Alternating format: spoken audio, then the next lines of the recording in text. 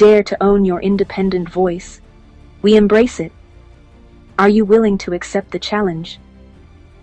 Welcome to Independent Voice. We believe in the power of independent thinking, where truth triumphs over negativity and where your voice can spark change. Join us as we explore the vibrant tapestry of independent voices and open minds, united by a shared goal: to inspire ourselves and others to think, speak, and act with independence and courage. At IV, we are dedicated to amplifying voices that often go unheard. Whether you're here to be informed, contribute, or find inspiration, your voice is vital in shaping the conversation. Together, we can illuminate pathways to a paradigm shift toward independent thinking and strong perspectives. We're harnessing thoughts, igniting change. Subscribe now and unleash the power of your independent voice. Only together we can make a difference that lasts. Let's put forth power behind truth and integrity. Ready to be heard? This video was inspired by a series of recent interviews featuring none other than the infamous Getachew Reda.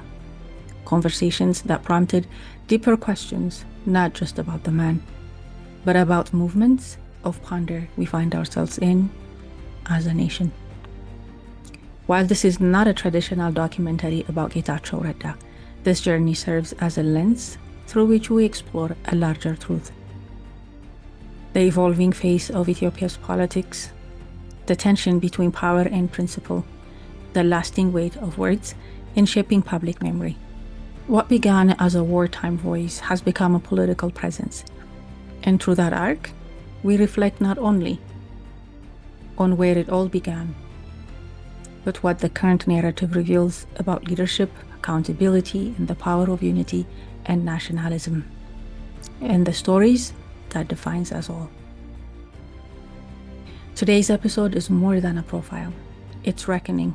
It's a political journey that mirrors a nation's fragile path.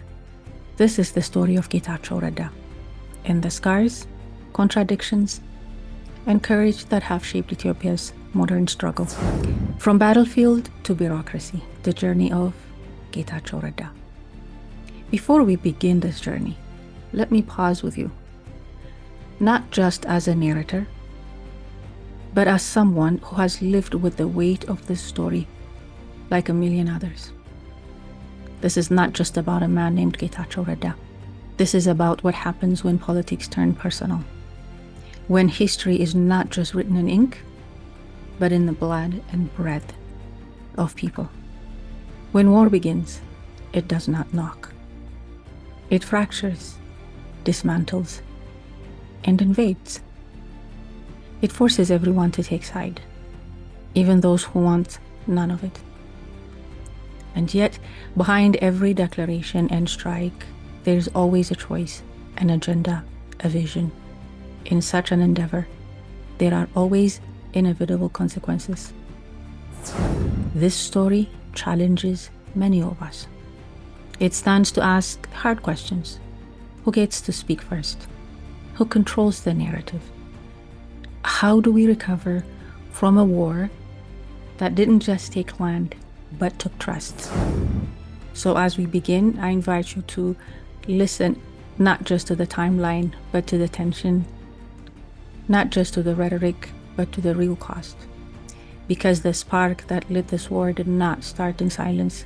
It started with a voice behind a manifesto inked almost 3 decades prior to its devastating onset. Today, we're focusing on one voice. Whether you see it as bold or brazen, we're talking about the voice of Getachew Reda. Let's begin there. The spark, the preemptive narrative. He was one of the first to say it, boldly, publicly, and unapologetically. In the early hours of Ethiopia's most devastating conflict in recent memory, Getachew Reda, senior spokesperson of the Tigray People's Liberation Front, appeared on national and diaspora media to make a statement that would shape international headlines. We launched a preemptive strike on the northern command of the Ethiopian Defense Force, was his statement, filled with and fueled by a mantra that seems to have changed its tune over the years. For some, it was justification rooted in fear, a claim of defense before distraction. For others, it was a confession of betrayal, a clear and calculated act that pushed a fragile nation into an open war. This moment was more than just political rhetoric. It was a spark, the kind that ignites a country already dry with distrust.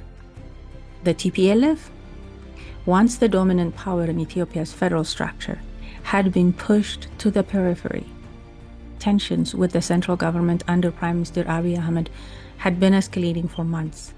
Words had been exchanged, mandates disputed, and elections delayed. But it was in that single statement, preemptive strike, that the lines were drawn. Prime Minister Abiy Ahmed, in a national address at the time, described the attack as crossing the red line, a betrayal not just of military order, but of national unity. The phrase would become symbolic, echoed in newsrooms and speeches across the country. The TPLF, once a power broker in the Federation, had become a trigger point for war. What made this moment more striking was the contradiction that followed. While Getachew Reda took public ownership of the attack, other voices from the TPLF began crafting a different narrative, one that framed Ethiopian government as the aggressor. International media and diplomatic circles were soon flooded with claims that painted Tigray as a victim of unprovoked assault, and in some cases began invoking the term genocide. The world was now watching a war unfold through conflicting lenses, one of preemptive admission and another of targeted victimhood. It wasn't just a military campaign, it was a battle of global sympathy, outrage, and policy reaction. The topic of genocide, its weaponization, and the damage of prematurely politicized labels were the things that were highlighted, but we'll come back to that conversation. As Getachew Reda delivered the message, it became clear that the conflict would not be fought only with bullets, but with narratives. The war wasn't just on the ground, it was in the airways, the tweets, and press conferences. He wasn't speaking only to Ethiopians, he was speaking to the world. And the world listened. But what did they hear? In this first segment, we trace the power of framing, how one phrase, strategically delivered, set the tone of a global understanding of war that was anything but simple. And we ask, was this a defensive move, a calculated political gamble, or something else entirely? The story of Ethiopia's conflict begins with Getachew Reda's voice, but it doesn't end there. There's something haunting about watching a moment turn into a movement. A single phrase, preemptive strike, becomes more than a headline. It becomes a doorway into devastation. But here is what we don't talk about enough. War's not just fought with guns.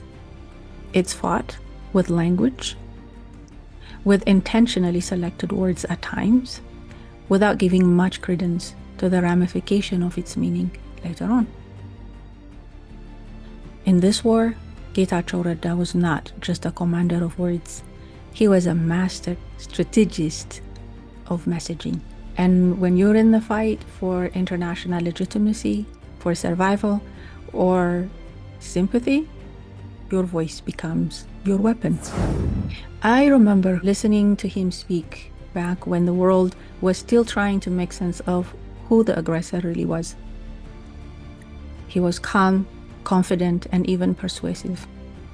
But most of us couldn't help wonder, where did conviction end and calculation begin?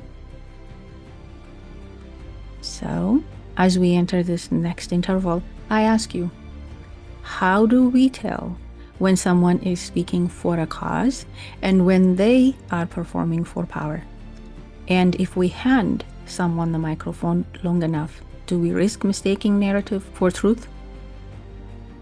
Getachew Reda didn't just survive that chaos, he shaped how the world saw it. This is the chapter where rhetoric becomes a front line, where a man becomes a face of a party, and when every word could mean the difference between condemnation and justification. Let's step into that space together. The wartime spokesman, voice of the TPLF. As the war escalated, so did the voice of one man. Getachew Reda didn't disappear after the declaration of a preemptive strike. He doubled down. While bullets echoed in the hills of Tigray, his words echoed across microphones, TV studios, and global digital platforms. He became not just a spokesperson of the TPLF, but the face of a cause, polarizing, polished, and persistent. His command of language, his fluency in both English and Amharic, and his sharp rhetorical style gave him an upper hand in framing the conflict to international audience. At times, he presented himself as a rational intellectual, at others as a hardened realist, and often as a victim turned defender. Interviews on international platforms become part of his arsenal. In one breath, he would critique the federal government's alleged human rights abuse. In the next, he would directly deflect any criticism of the TPLF's action, even in the face of mounting evidence from independent observers.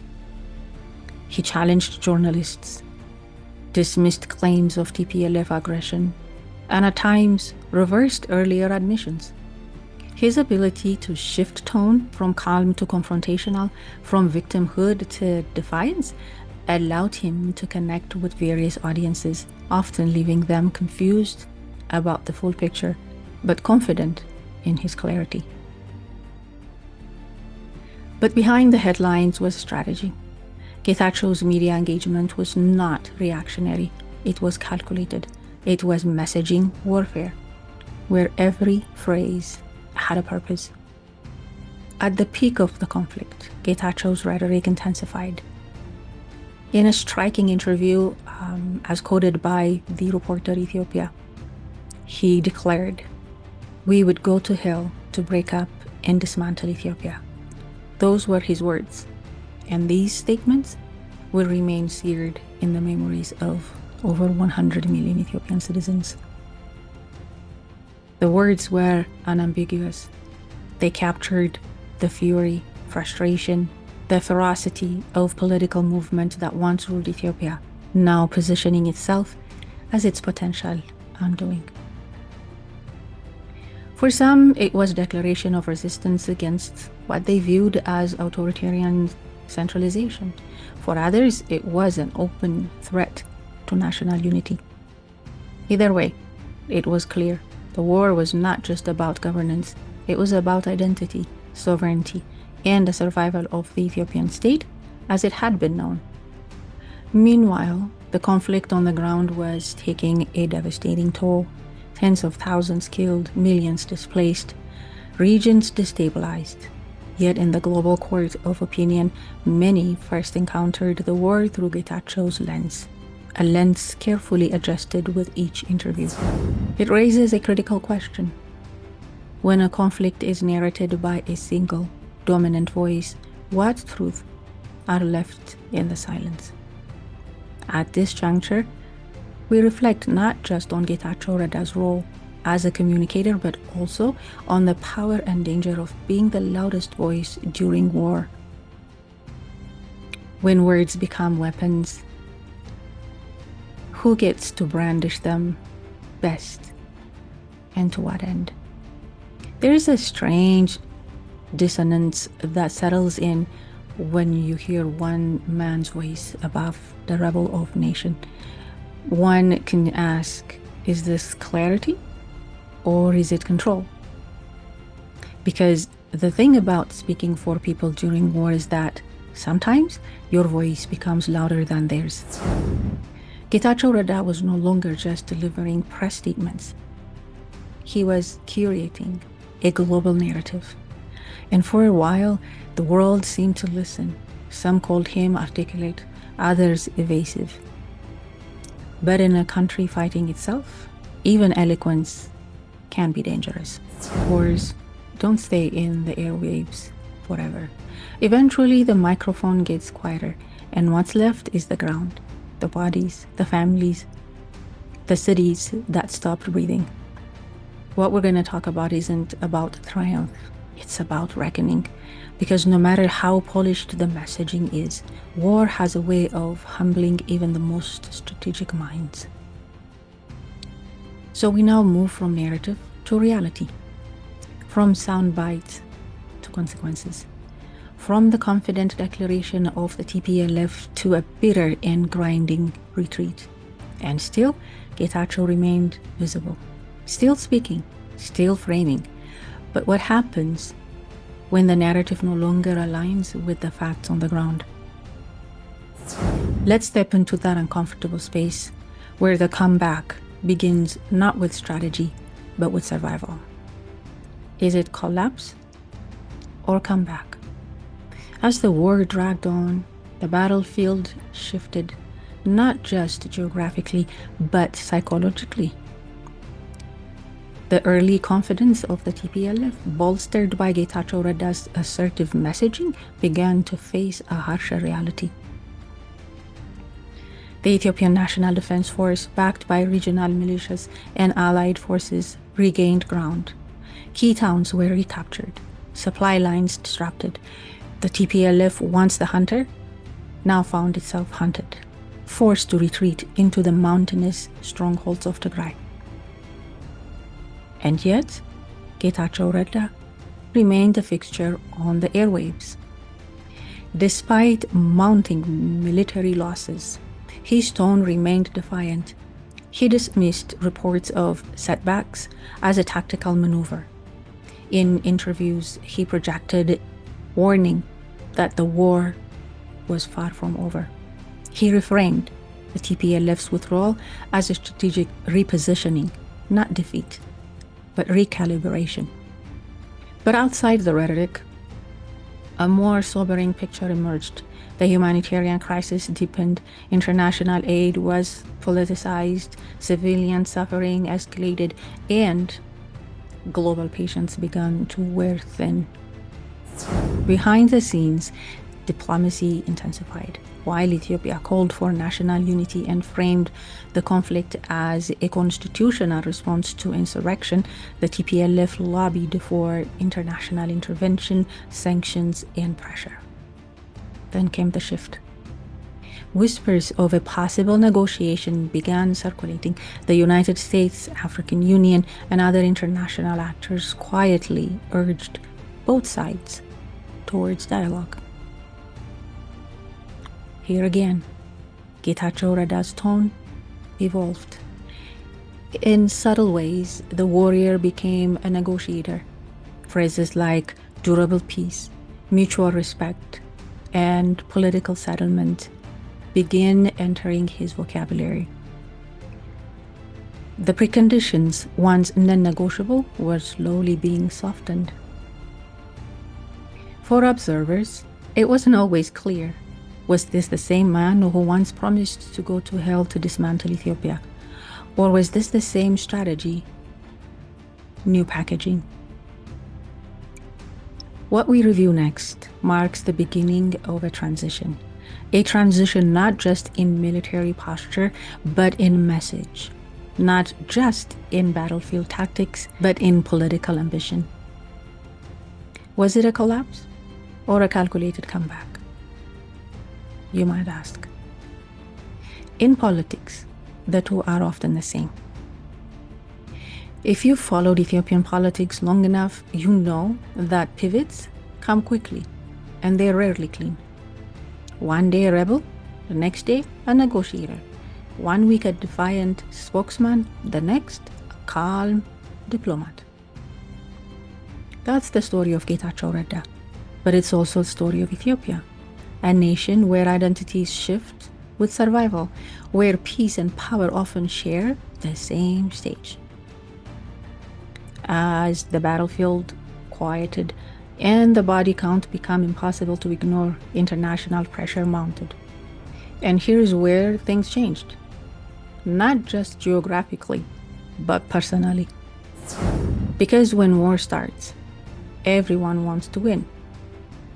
But when it drags on, when it begins to devour not just your enemies, but your own people, then the real question arises. Can you stop? Will you stop? And so came Pretoria, a moment that was less about resolution and more about recognition. That the war had reached its limit. That even the fiercest rhetoric must eventually give way to ink and handshake. But don't be fooled. This was not a surrender. This was strategy. For Getachew Reda, it wasn't the end of the fight. It was a new front. Peace as politics. Diplomacy as defense. So let's take a closer look at this pivotal chapter. The one where the war didn't end, but where the script changed. Pretoria, the pivot point. You see, in war, turning points are always marked by gunfire. Sometimes they arrive with pens. The Pretoria Peace Agreement, signed in November 2022, was one such moment, a pivotal break from bloodshed, brokered quietly, but carrying global implications. And at the table sat Getachew Reda, once the voice of defiance, now the voice of diplomacy. The man who vowed resistance was now a lead negotiator. The same voice that had condemned Ethiopia's federal government was now shaking its head. For many, it was hard to reconcile. Was this reconciliation, pragmatism, or survival? The terms of the agreement were sweeping. TPLF forces would disarm, constitutional order would be restored, aid would be allowed back to Tigray, a process for transitional justice and accountability would be launched. Gitachew spoke with a new tone, one of measured optimism, peppered with caution. He framed the agreement as a path to peace, not surrender, as progress, not capitulation. Yet reactions were mixed. Some saw it as a betrayal, a surrender signed in a distant land, far from the grave of the fallen. Others saw it as the only hope for rebuilding. On the federal side, Prime Minister Abiy's camp framed it as a victory for the rule of law, a formal end of rebellion. But what was the Pretoria Agreement really? For Ethiopia, it was the first real breath after years of suffocation. For the international community, it was a public relation relief, a rare African brokered peace. And for Getachew Reda, it was a pivot, a reinvention. He wasn't giving up power, he was transitioning it. As cameras rolled and handshakes followed, one couldn't help but wonder, was this the end of a war? Or an opening of another chapter? A political comeback? In the weeks that followed, the tone of reconciliation deepened. In January 2023, several senior TPLF leaders were released from detention in Addis Ababa.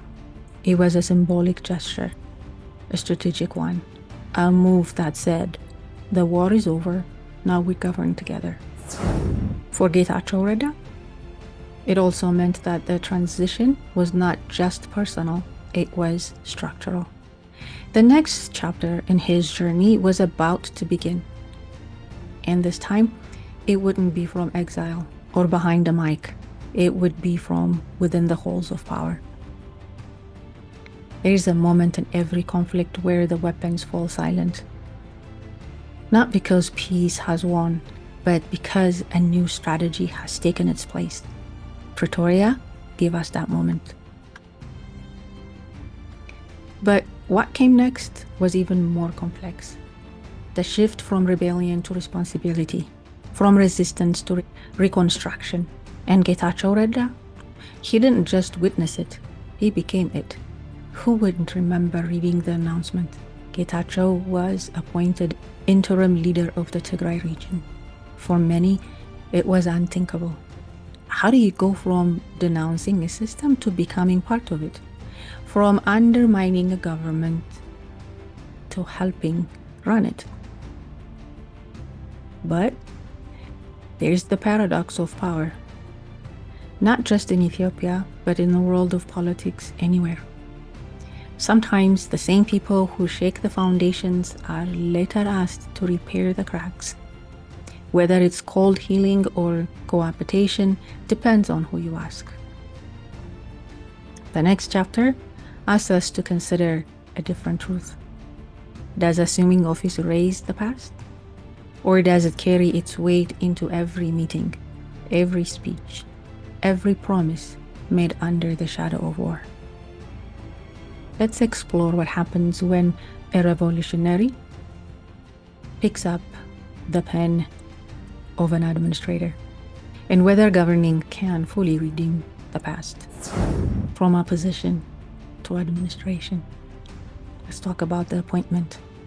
So in March 2023, Getachew Reda was appointed as the interim president of the Tigray regional government.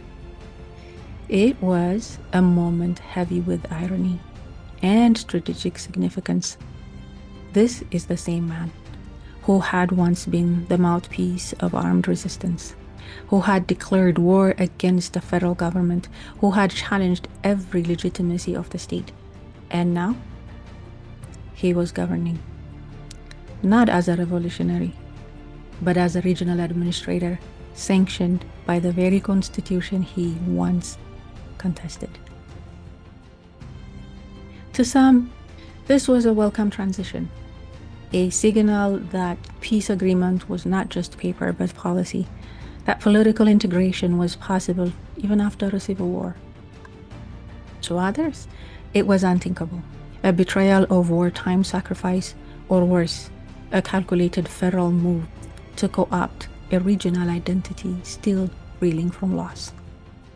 But for Gitachew, it was more than optics. It was an opportunity. He now had to speak not only for the movement, but also for the people, who were war-torn, exhausted, and skeptical. The slogans of resistance would no longer suffice. Now,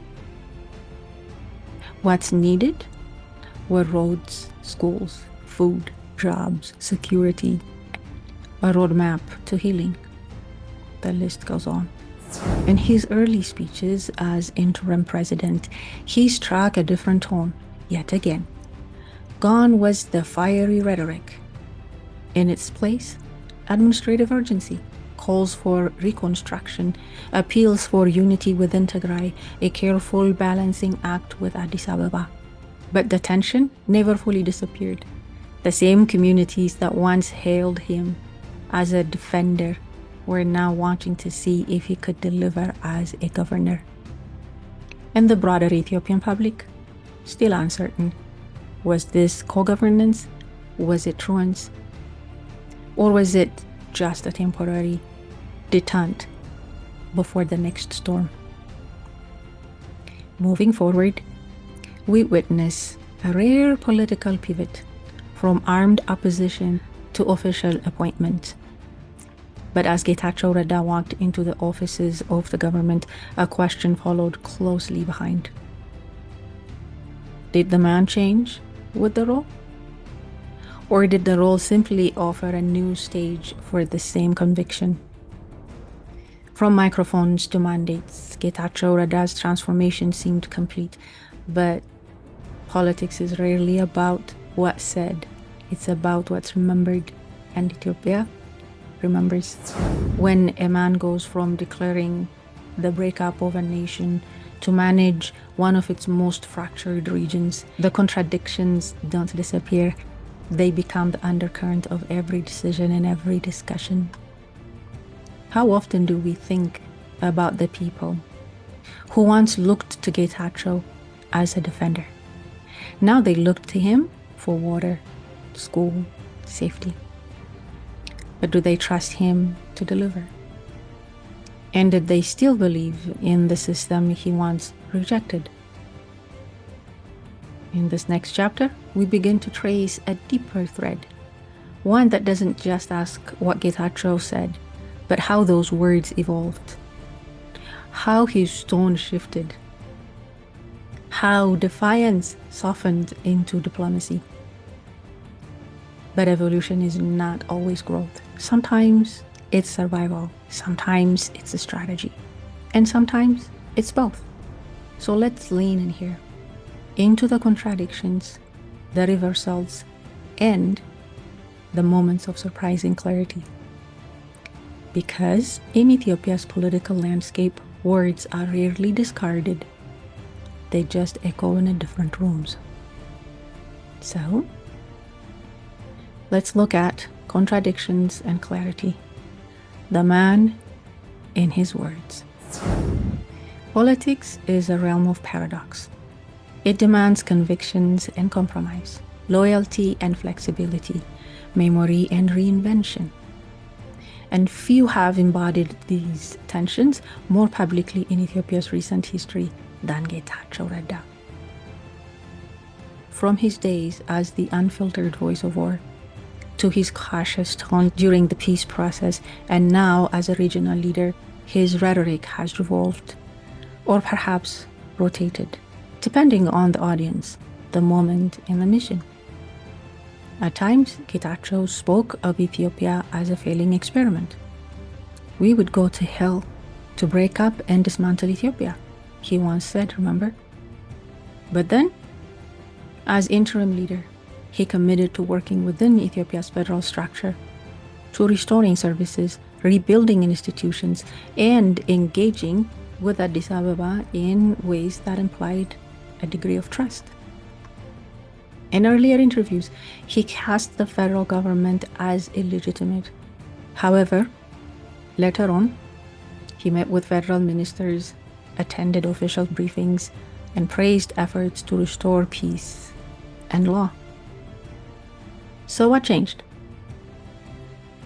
Was it the man, the message, or the moment? To some, these shifts are proof of political growth, an evolution born of necessity and shaped by leadership. To others, they reveal deep contradictions, a case study in political expediency rather than principle. But the truth may lie somewhere in between. In war, language becomes armor. In governance, it becomes bridge work.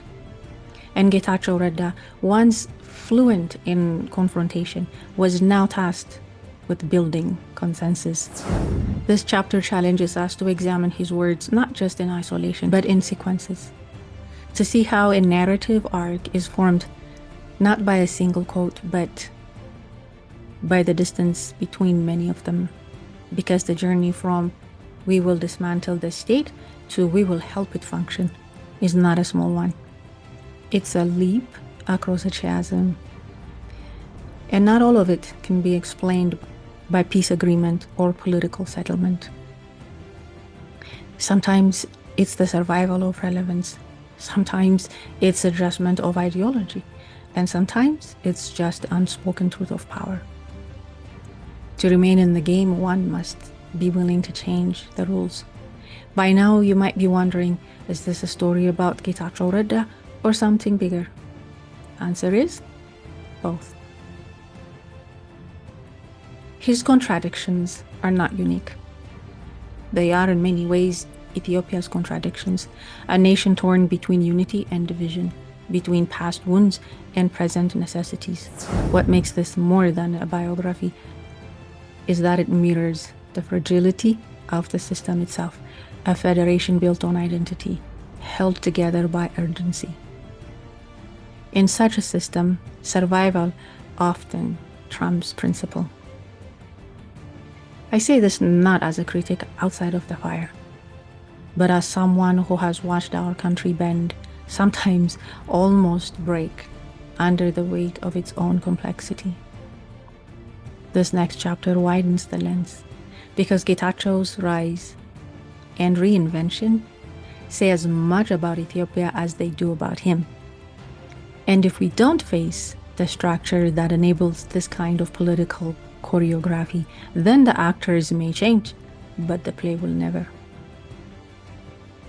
So, let's step back and ask not just what kind of leader he became, but what kind of country allows, expects, even demands such pivot. Beyond the man, beyond one man, Ethiopia's fragile political terrain. Getachew Reda's journey is not just the story of a man, it's the story of a country in search of itself. His ascent, fall, resurgence, and reinvention mirror the turbulence of a political system built on a fragile balance between ethnic federalism and national unity, between revolution and reform, between memory and modernity. Ethiopia's political terrain is not straight.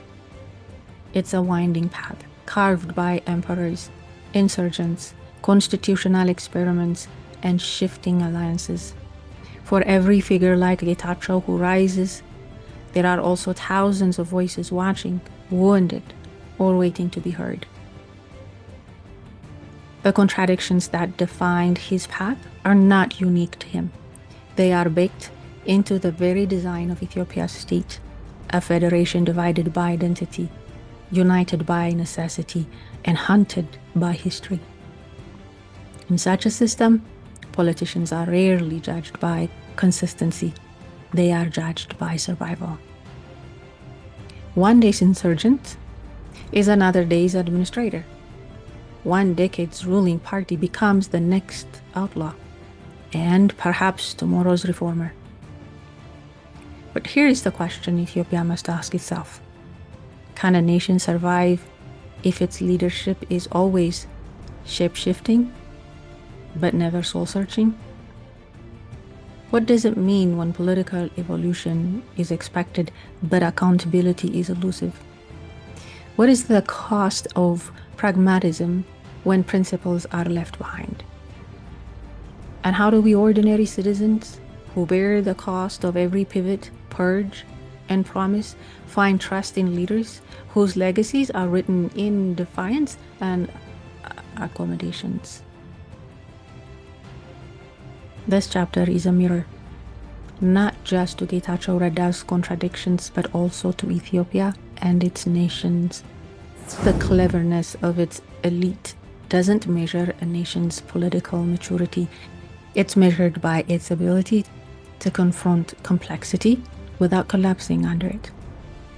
The louder a voice becomes, the more likely it is to reach foreign ears. And that's exactly what happened in this conflict. But clarity abroad is not the same as context at home. As Ethiopians, and especially those in the diaspora, watched global headlines form quickly, shaped by those who knew how to speak the language of diplomacy and outrage. And I get it, we all get it. In a world where attention spans are short and politics is performative, the loudest narrative often wins. But here's the cost. When international responses are built on filtered truth, the people who suffer most are those whose stories didn't make the front page. In the next few minutes, we are going to talk about the West, but it's not about blaming the West.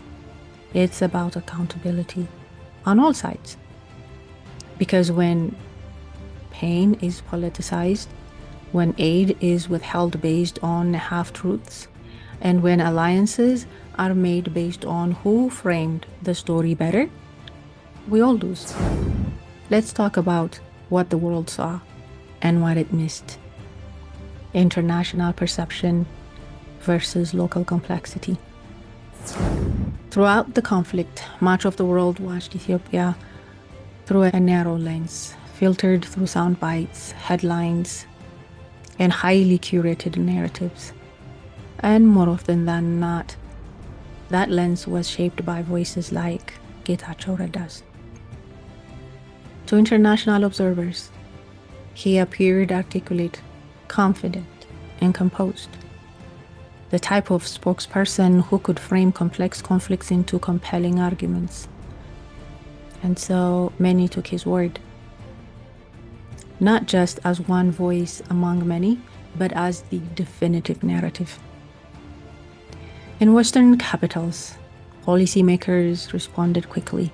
Statements were issued, aid was suspended, sanctions were imposed, and often it was Gitachew's voice, sharp, urgent, and resolute, that was cited or echoed in diplomatic circles and human rights reports. But as the dust settled, many began to ask, had the world misunderstood Ethiopia? The country's history is deep, layered, and intensely local. Its conflicts are not just about power. They are about identity, history, and memory. Its politics are not just divided, they are rooted in generational trauma and competing truth. To understand Ethiopia, one must go beyond the headlines, interviews, and hashtags. One must sit in the tension of multiple narratives, each with its own logic, wounds, and blind spots. Getachew Reda's journey exposed how quickly international audiences can adapt a narrative and how slow they are to re-examine it when facts evolve. This is not to absolve any side, nor is it to discredit the pain that was real, the loss that was massive, or the war crimes that demanded justice.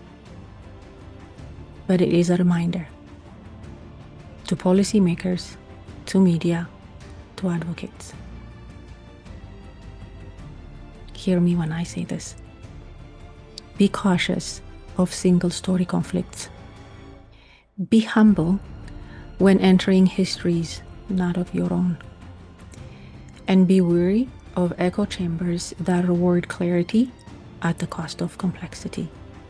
Because when foreign policy is shaped by filtered outrage rather than full understanding, the consequences are not just diplomatic, they're human.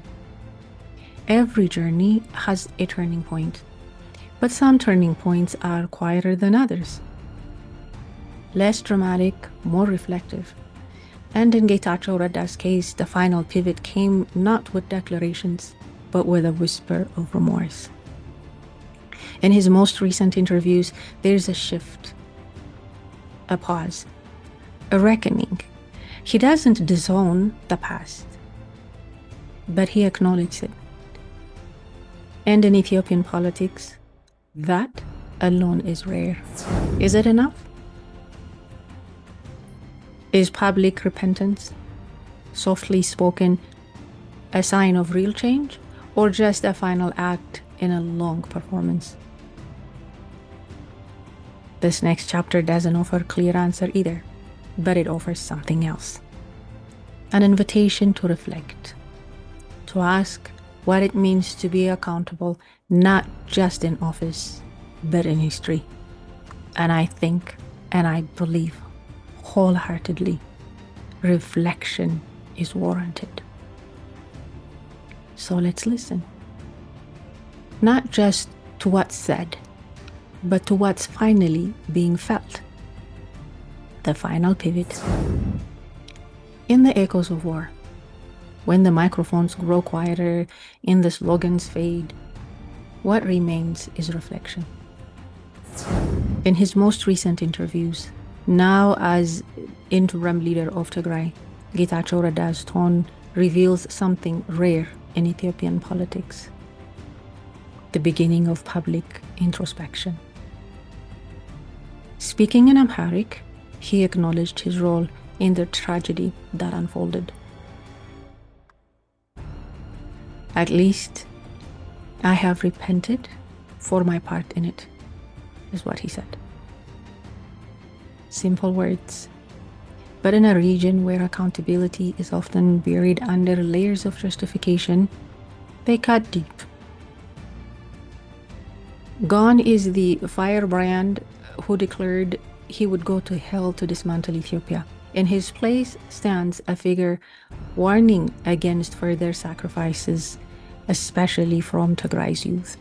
He speaks not of rebellion, but of restraint, not of war, but of peace, not of fragmentation, but unity. In these moments, he does not look back to TPLF's legacy, but forward to what he now calls the power of Ethiopianism.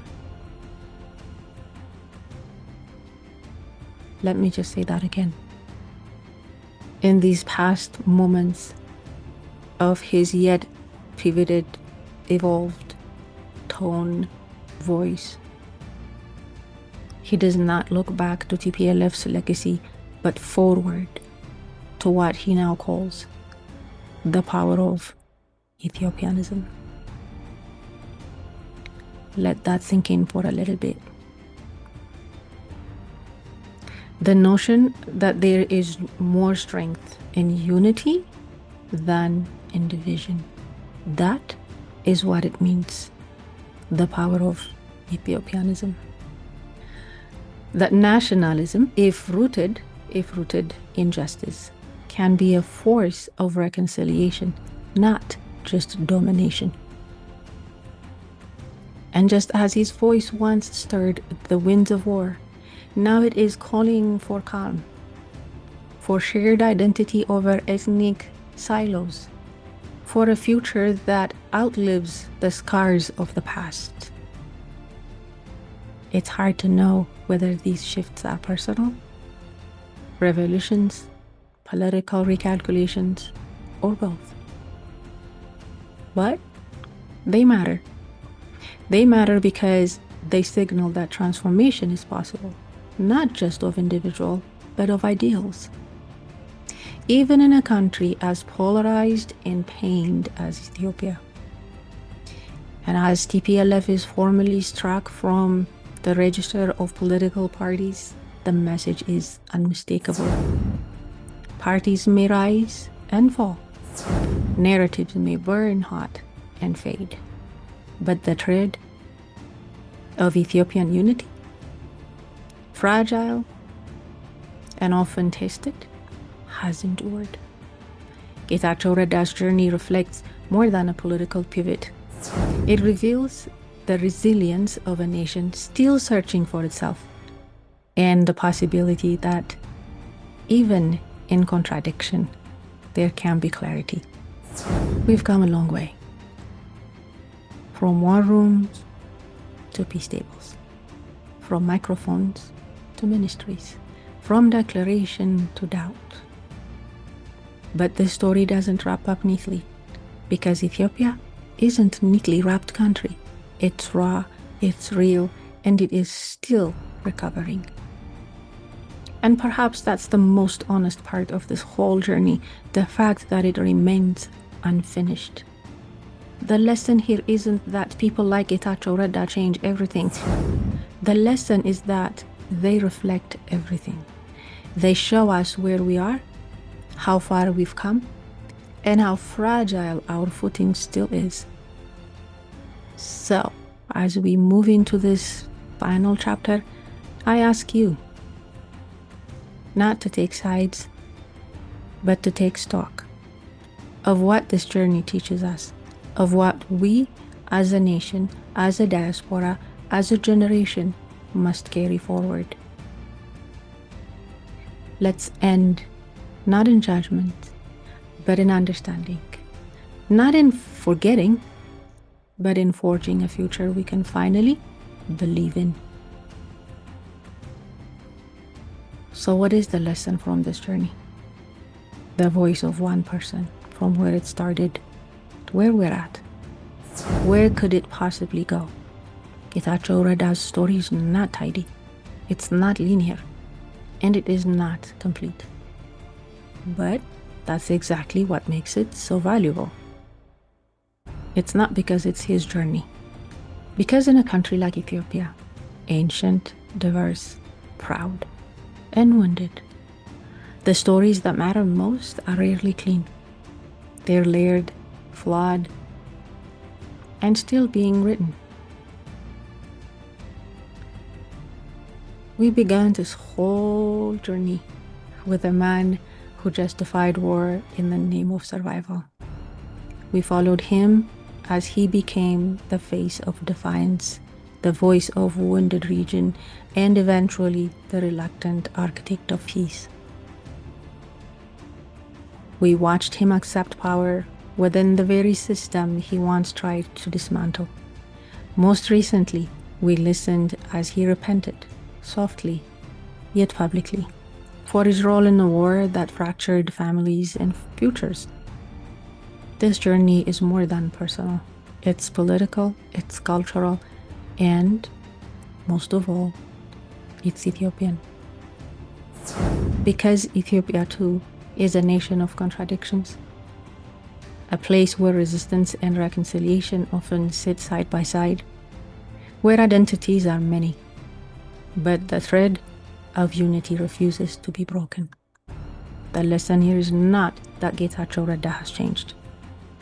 By no means. The lesson is that change, real, national, generational change, is absolutely possible. But it must be rooted in honesty, in accountability, in a nationalism that uplifts rather than divides. The strength of Ethiopianism does not lie in ignoring the past. It lies in learning from it. And if a man once known for his defiance can publicly call for peace, if a party once bent on power can be set aside for a broader future, then maybe, just maybe, the country itself can pivot too. We can all pivot as a nation to build the better Ethiopia, to hold on to the power of Ethiopianism, not by forgetting, not by pretending, but by forging forward. Scarred? But not broken. Weakened? Tried?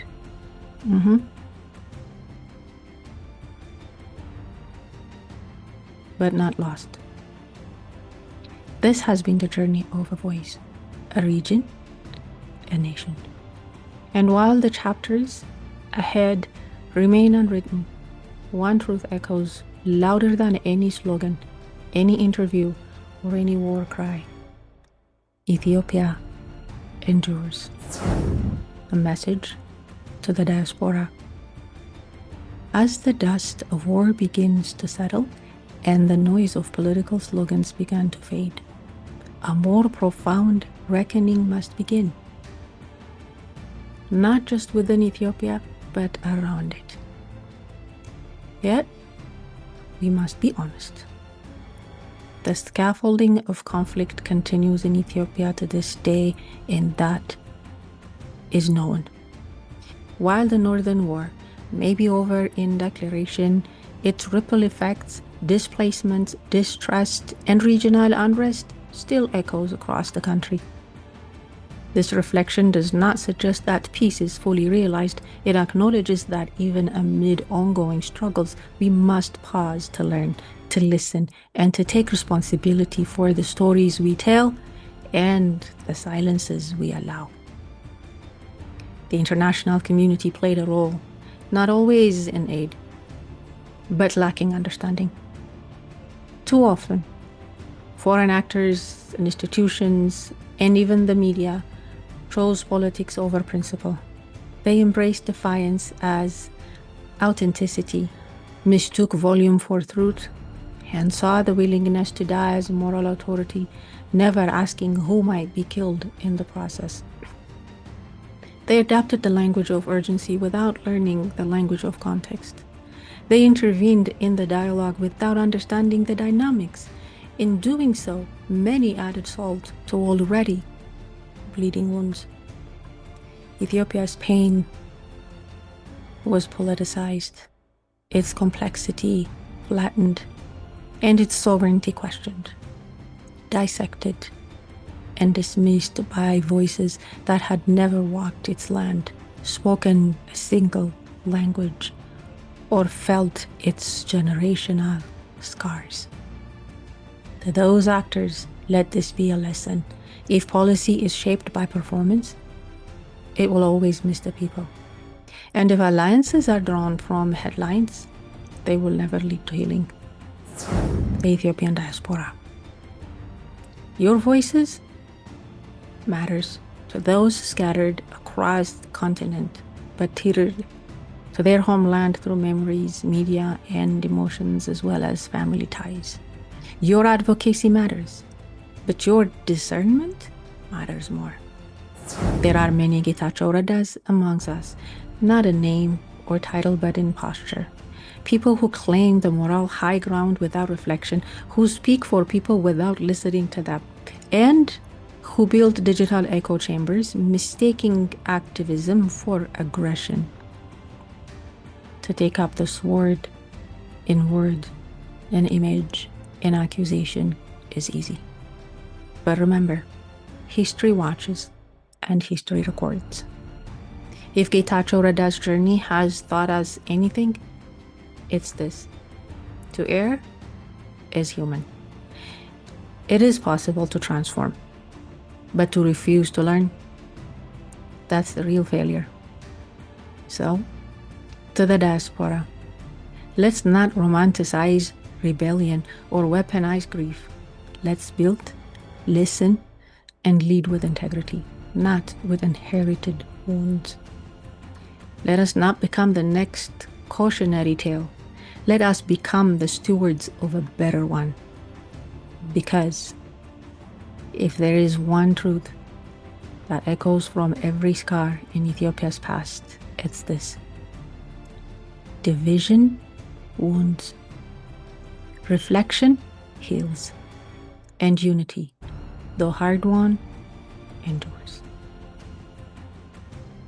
Ethiopia endures, not because of its politics, but in spite of it. This has been Independent Voice, where we ask what happened and why it matters. If this journey challenged what you thought you knew, or opened a conversation you believe need to be had, then it's done its job. Remember, use your voice to make a difference, but never to silence others. Thank you for staying with us. Thank you for being part of Independent Voice. Thank you for your support. And we do appreciate your ongoing support. Please like, share, and subscribe so that we can amplify your voice with ours. Until next time, voice up.